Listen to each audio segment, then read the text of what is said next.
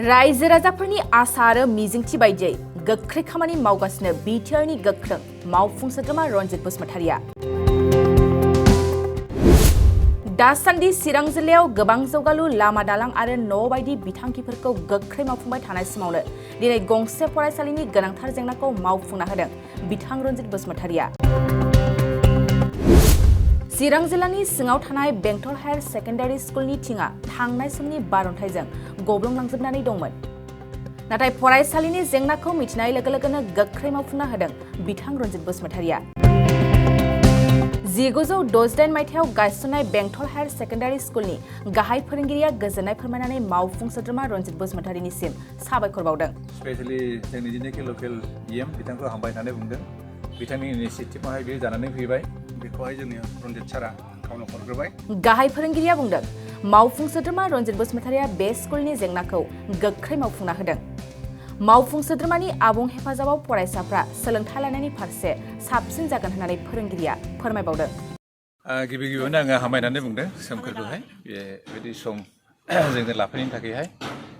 आरो बिथाङा जोंनि जिनेखि खामानि बे थांनाय मार्चआवहाय बारहुंखा आरो बिदिनो सारअन्थाइ आरो अन्थाइ गोग्लैनानै जोंनि स्कुलनि जिनेखि हालोद थिंनि अबस्था बेयो जोबोद गाज्रि जादों।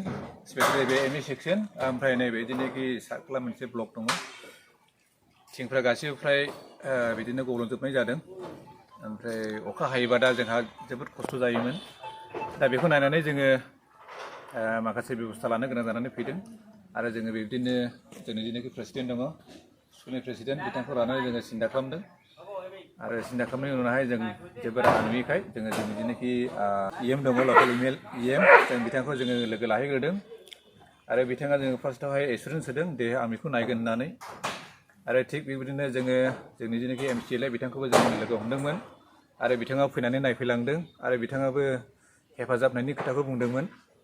आरो थाङै थुङै जों लास्टआवहाय मिथिनो मोनबाय जिनेखि बे स्कुलनि जिनेखि थिंनि अबस्था बेखौहाय बिथांमोना नायफैदों। नायफैनानै रियेलाइज खालामदों आरो गोख्रैनो नांसिगौ होननानै बिथांमोना जोंनो बेबायदि माखासे मोजां सुबिदाखौ खालामना होदों। दा बेनि थाखायनो आङो स्पेशली जोंनि जिनेखि लकेल इएम बिथांखौ हामबाय होननानै बुंदों।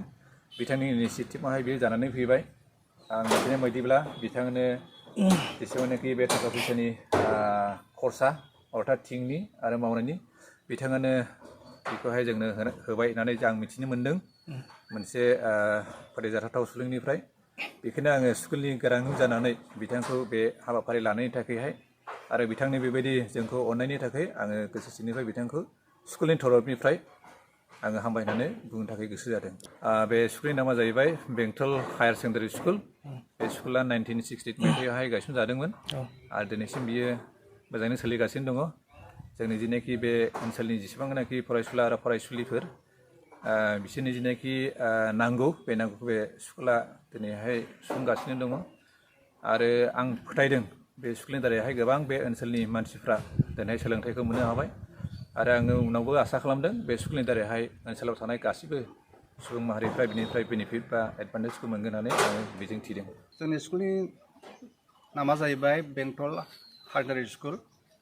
दा बे स्कुला दाखालि बार अखा अन्थाइजों गब्लंजोब्बायमोन थिङा। दा बे थिंखौ जोंनि इएम रनजित सारा जों बुंहैनाय लोगो लोगोनो बियो एखेबारे फटाफट खामानिखौ मावदों गावनि निजे फैनानै। जों बिथांनि सायाव जोबोद गोजोननाय थाबाय। आरो जों बिथांनिफ्रायनो गोबां आसाबो जों खालामदों जोंहा बे स्कुलाव मावनो गोनां गोबां खामानिफोर दंबावो जाहाथे बिथाङा बे स्कुलखौ नायहरो। बिदिबो मोनसे बे मेसेजनि गेजेरजों आसा हरनाय जाबाय। आरो बिनिफ्राय दानि दि गभर्नमेन्ट इउपिपिएल गभर्नमेन्ट बेखौबो जों हामबाय होनो। बिथांमोना गभर्नमेन्ट सालायगासिनो दं आरो बेबायदिनो स्कुलफ्राव नांगौफ्राव जेरावबो बिदिनो थिं हरदों होननानै जों खोनादों। जोंनि थिं गब्लंनाया गासै 400 मिटारसो जागोन गंनैखौ लानानै हायार सेकेन्डारि आरो एमइ सेक्सनखौ लानानै बे रोखोम थिंखौ जों दा मोनबाय। जों मिथिनाय मथेब्ला दहाय सारा खोन्थाखानाय बायदि इएमआ गावनो बेखौहाय जोंनि रनजित सारा गावनो हरग्रोबाय। जायखिजाया गावनिफ्राय बेबायदि खरस खालामनानै जोंनि नांगौखौ बे सुफुंबाय। बेनि थाखाय आं जोबोद हामबाय होनदों रनजित सारखौ आरो जोंनि इउपिपिएल गभर्नमेन्टखौ।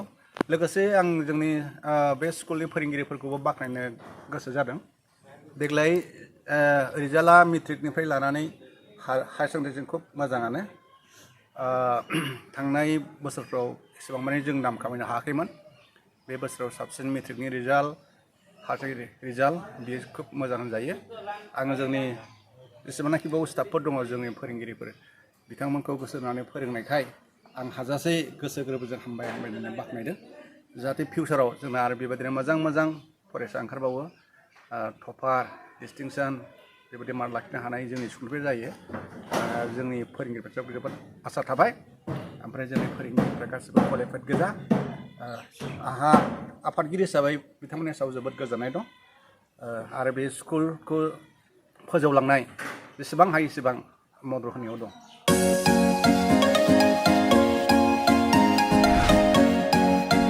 BA BSc हाबनो गोनां फरायसाफोरनि थाखाय गोनां फोसावथाय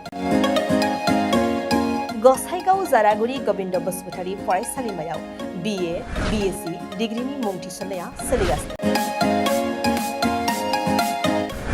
गिबिसिन मुं थिसनहैनाय सा 150 सिम फरायसाफोरा बेसेन नाङाजासे मुं थिसननो हागोन 150 निफ्राय 200 सानि गेजेराव 75 जौखोन्दो रेहाय 201 निफ्राय 250 सिम 50 जौखोन्दो रेहाय आरो 250 निफ्राय 600 नि गेजेराव मुं थिसननायनि रांखौ 25 जौखोन्दो रेहाय होनाय जागोन जारागुरि गोविन्द बसुमतारी फरायसालिमाया बड'लेण्ड मुलुगसोलोंसालिजों गनायथि होजानाय गुन गोनां फोरोंगिरिफोरजों लोगोसे फरायसाफोरनि गाहाम सुबिदा गोनां फरायसालिमा बड' इंराजि Assamese political science history economics education philosophy sociology geography आरो मेथ्स आयदाफोरखौ लानानै फरायसाफोरा बे फरायसालिमायाव फरायनो हागोन लोगोसेयैनो फरायसाफोरा लाइब्रेरिनि सुबिदा extra curricular activities career counselling सांग्रांथियारि हाबाफारि रिविजन क्लास लोगोसे स्पोकन इंग्लिश सेल्फ डिफेन्स आरो कम्पिउटारनि उफ्रा सोलोंथायबो लानो हागोन